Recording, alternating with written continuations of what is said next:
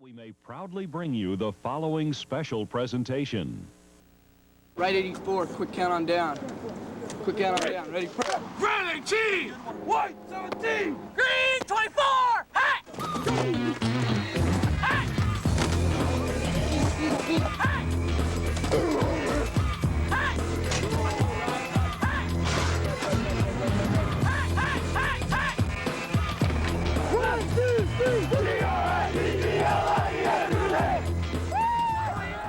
Well, if that stuff doesn't get you in the mood for the prep wars this fall, nothing will. Good evening, gang. Welcome to Kickoff 90. This is your wake-up call. Tomorrow night, all over the state, the pads are going to be popping, the pigskins will be flying, and all of us are going to be watching yet another high school season kick into gear. We want you to go into the season informed. That's what we're here for tonight. We're going to start things off with a game that was played this past Friday night. It featured the defending state champ Ashland Grizzlies and a team that made one heck of a road trip to play them.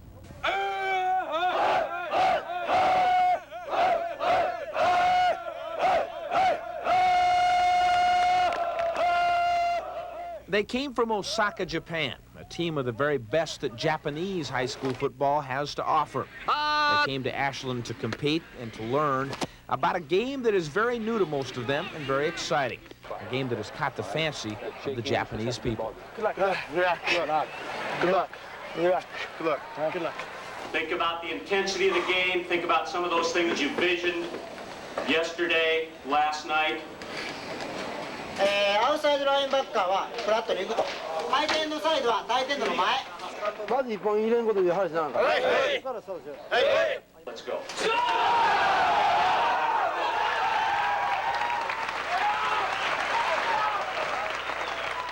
Never before had a Japanese football team played on mainland America. And this one was not expected really to provide much competition for Oregon's defending state champions. But what went on at Ashland High School Friday night went beyond winning and losing. It went beyond X's and O's. It was a reminder instead of what high school sports and sports in general are really supposed to be all about. Wide receiver to the near side is Mitsutani, and the shotgun formation.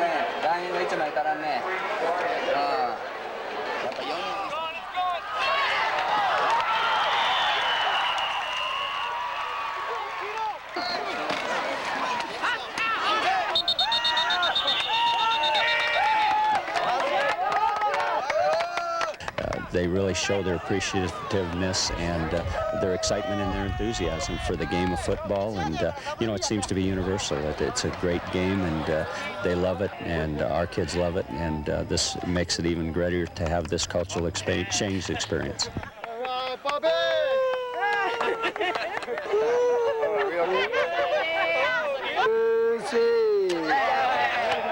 We're going to be taking a look at every AAA league in the state before we're done tonight. We're going to start with the PIL, where the Benson Tech men have built a small dynasty and look to be tougher than nails once again. But don't count on it being a Tech men cakewalk the way it has been the past couple of seasons.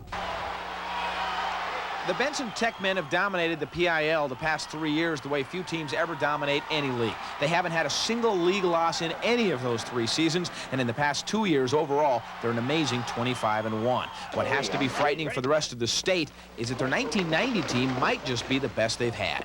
We think this group is, in a lot of ways, as good as any that we've had in the last 3 years. So, you know, that's why we're practicing hard, and we're going to find out as soon as games start. So where does Grant High fit in if the Tech men are supposed to be that good? Well, they had a surprising bunch of juniors last year, and they're all back for an encore. And like Benson, they have experience at all the skill positions. Jim Conway, the coach of the Generals, even figures that if all goes well and his team stays healthy, they could have a shot at beating Benson.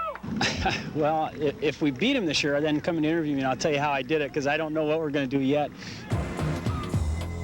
Here's how the coaches see the PIL this year. Benson, a near unanimous choice for #1. Only one coach didn't pick them for first. Grant split second and third place votes with Franklin, which should field a solid team this year. The edge does go to Grant. The best of the rest is probably Marshall, while Cleveland, Jefferson, Lincoln, Madison, Wilson, and Roosevelt will be trying to crack the top 5. Turning to the Mount Hood League now, where the Reynolds Raiders would appear to have a foot up on the rest of the league. They have the moves that it takes to win. They have the enthusiasm that all great teams seem to have, and they might just have the sheer muscle to leapfrog past the rest of the Mount Hood Conference. They return 10 starters and seem to feel like the upcoming season belongs to them.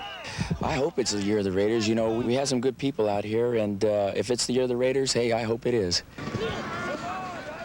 But let's not dare look past one of the finest football traditions in the state. The Gresham Gophers can get down and rumble in the mud with any football program around, and they've proven it year in and year out. They've lost a ton of talent from that 11-2 team from last year, but they have an abundance of speed and quickness this season. You know, I think we'll be a little different than we were last year, but I think we'll fit into the mold of the Gresham High School football team, I think. Here's what the Mount Hood coaches figure is going to happen. Reynolds gets the #1 nod. Then it's Gresham in the #2 spot, followed by Barlow. Central Catholic was right behind in the #4 position. As far as the rest of the teams go, it'll be a scramble for respectability. When we return, a look at the kamikaze kids of high school football. They're absolute animals. Till then, take a look at some of the great teams of the past decade.